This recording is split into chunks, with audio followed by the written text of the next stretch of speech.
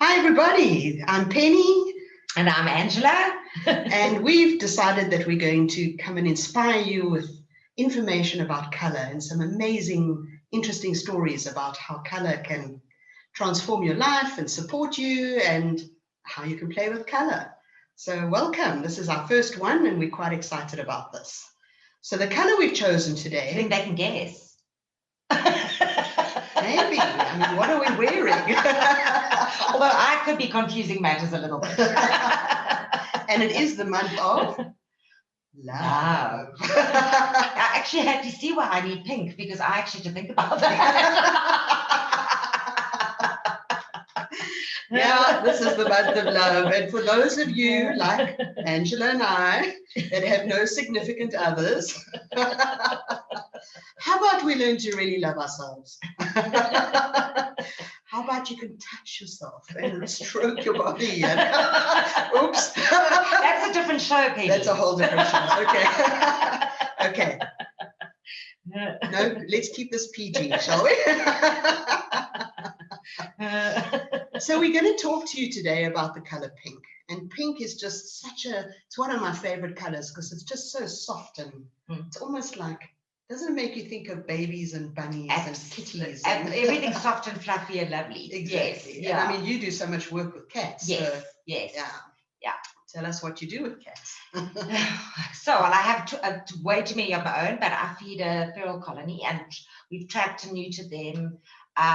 So we've got that all under control. So yeah, we go twice a week and we feed them and water them and make sure that they're all looked after. Do they allow you to give them any love? Over the years, we've had two. And unfortunately, we've lost both of them. Both of them were black cats, the most beautiful. One eventually let me even pick her up. Interesting. And then she just disappeared. And then, in my kind of maybe naive way, I'm hoping somebody picked her up and took her home. And then we had an awesome one, and I think it was probably her sibling. He was awesome, and he also let us touch him. And then he got very sick. He had feline AIDS, so we actually had to put him to sleep. So it's a tough one. You talk about needing color to support you in it sometimes because we have to make tough decisions but they're happy and it's a really, really lovely thing. I love doing it. Oh, so beautiful. Yeah. And it's interesting because I've just about 2 years ago got my first black cat. And how loving are they? Yeah, I don't know what it is about black cats. And they have such a bad reputation. What? People are very superstitious of black cats. So black cats, you'll find a lot of black cats at the shelters. Because people are very superstitious about them and they're awesome. Well, let me tell you, talking about love, for me, not every morning, maybe once a week, I get some special love from my black cat, whose name is Babaji. And when I'm lying in bed, and I think he picks up when I need a little bit of extra love, because he comes and he cuddles right here next onto my shoulder and he touches my face. And we have about 10 or 15 minutes of loving, bonding, and just such a beautiful space. And he's also my healer cat. So whenever I'm doing treatments on people, if he's standing outside mowing and mowing and mowing to come in, it's because he wants to support the body. And quite often he'll climb on the body and just lie spread-eagled on the person until he feels it's enough. And then he gets up and moves off. Yeah.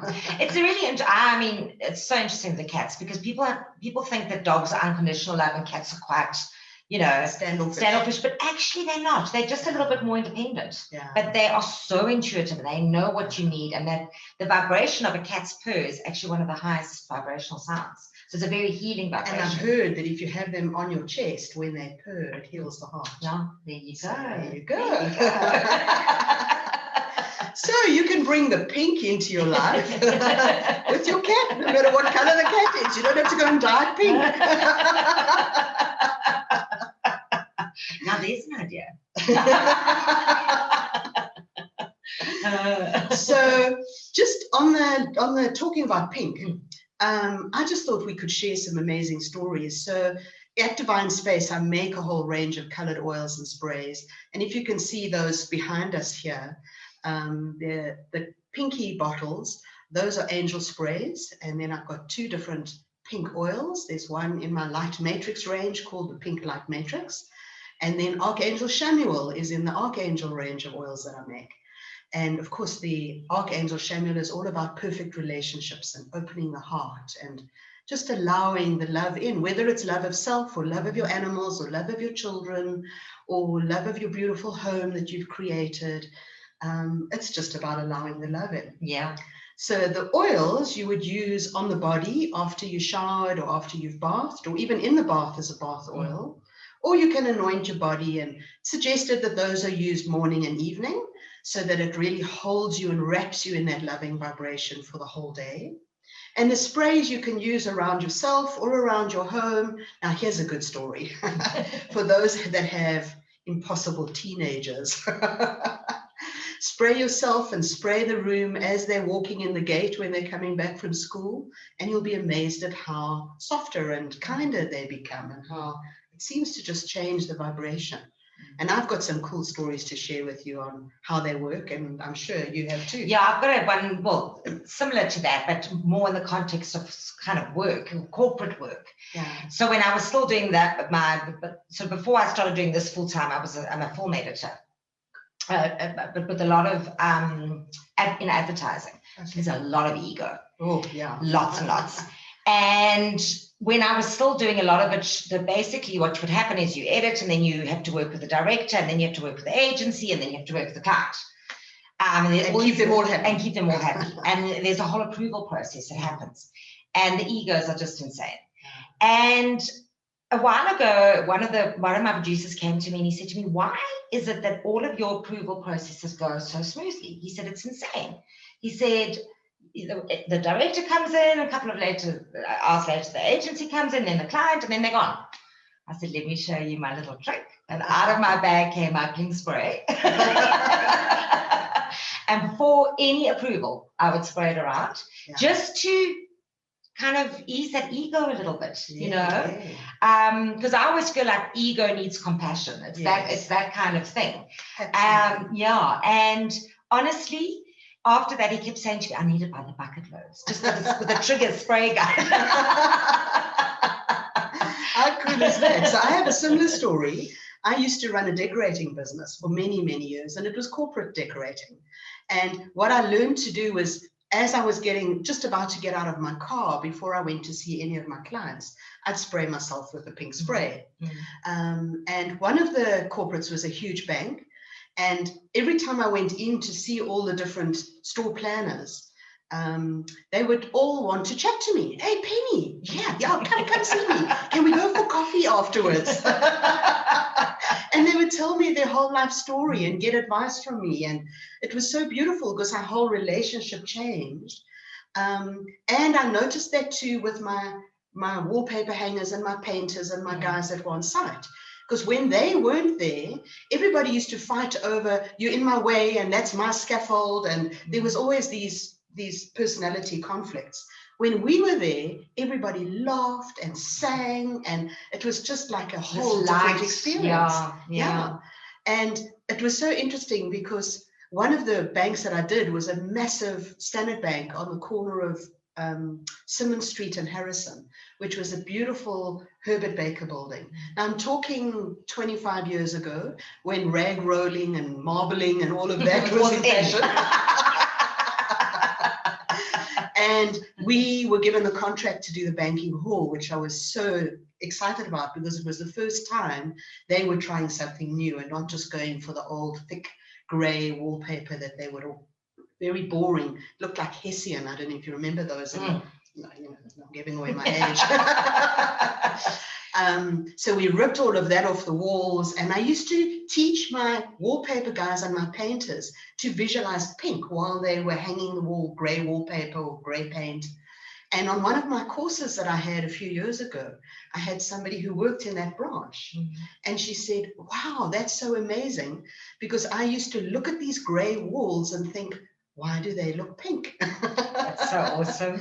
So she was intuitive enough to actually see the energy behind the gray walls. So whenever people, because so many people say to me they hate their corporate life and they want to start their own business and go into it, something new, and maybe the healing field, and that's why they come on my courses and your courses. And quite often I say to them, when you do that, you will then be already speaking to the converted. Whereas I know that anybody that walks into any of those banking halls that I had done, or those office complexes that I had done, would somehow have their heart opened and be touched a little because of the energy we have set in that space. Absolutely. So there you actually supporting and transmuting and transforming the uninitiated and the people that know nothing, and hopefully cracking open their heart just a little bit. Yeah. You know, speaking of that as well, you know, I do quite and you actually put me onto it, but I do a lot of corporate color readings. Yes. And what I found fascinating, it kind of started clicking after I did my second or third one. A lot of the men high up, especially in finance and things like that, they were pink. Pink. Wow. And they used to get quite funny because they were like, why? You know, why? Pink is for girls. Exactly. Blue is for boys. And I said, don't overthink it. We're going to get into it, you know. And it was fascinating, absolutely fascinating. And then when they kind of understood it, it was awesome. Because they didn't take it so personally, but it was about let that guard down a little bit, you know. And that's what I said. It's not about that you don't love yourself, you know, it's self-love, but it's about that corporate guard that you put up with this wall of I'm tough and I'm this, you know, and not letting anybody kind of in. And it was really, really interesting. Cool. And that's what I love about color readings, is because people will come and they'll say, oh, but green was my favorite color and I didn't choose one green bottle. Because the way we do a color reading, it's a 9-bottle reading, where each bottle relates to a different part of your life. And we take you through a little meditative process, and then you choose your bottles. And then we sit and counsel you. We chat about what it means and what your strengths are and what your potential is and what's holding you back and how do you sabotage yourself. So, you know, it's always so insightful. People think you're so psychic, but it's actually the colors that you, the client, have chosen. And what you're saying, like you have an aversion to color. For the longest time, I was always, and I never wear yellow or anything like that. And I now know exactly what it is. And pink, for the longest time, I had an aversion to pink. I always thought it was a pretty color, but I never chose it. I had no clothes. I remember when I got married, my mother even suggested I got married in pink, which was a little strange. Oops. I have to be honest, because she had great taste, and I remember thinking a pink wedding dress doesn't sound right. And how does she not know you? Totally. I'm really, at that stage, definitely wasn't a pink fluffy, you know. Well, I did have a fluffy wedding dress, but it wasn't pink. But it's interesting because at that stage in my life, when I was getting married, I didn't have a lot of self-love. Ironically, I've got more self-love now that I'm single. But, you know, don't use that. But I did actually need a lot of pink in my life. And I used to bring it a bit in stronger ways. So I was very attracted to the more magentas, I've always liked purple. So I've always had that attraction, but never to pink itself, you know. But now I love it. Cool. So drench yourself in pink. I have one last little story, because most of what we've been sharing has to do with kind of the corporate side. But I had a client once, I was doing a talk. And this lady listened to the talk, and then she came and saw me afterwards and said, I've just had a little baby.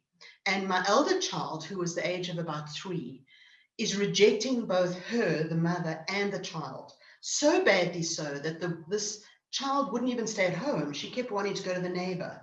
She wanted the neighbor to bath her, the neighbor to feed her. She was rejecting this invasion in her space completely. So I gave her the pink oil and the pink spray and suggested that she use it every single day. And I phoned her about 4 days later and I said, how is it going? And she said, oh, still the same, if not worse. So I said, okay, just continue using it, please, and phone me when something changes. And about 3 days later, so it took about just under a week, she phoned me and she was in tears. And she said, is this stuff magic or what? And I said, why? What's happened? And she said, my child came home, flung her arms around me and told me how much she loved me. She wanted to help bath the baby and feed the baby. And she'd opened her heart to her at last. And she couldn't believe it. She was completely overwhelmed. So that's awesome. Yeah. So what I found is that it sounds so weird and you think, oh, really? But I promise you, it's almost magic. And what I love about the pink spray especially is that it calms aggression and brings in love. And that's not only within yourself. So if you're having a meltdown, spray yourself. But also, if you're on the phone to somebody or having a meeting with somebody, I was, for a very short amount of time, about 20 years ago, I was in real estate. Shame. In White River. Oops.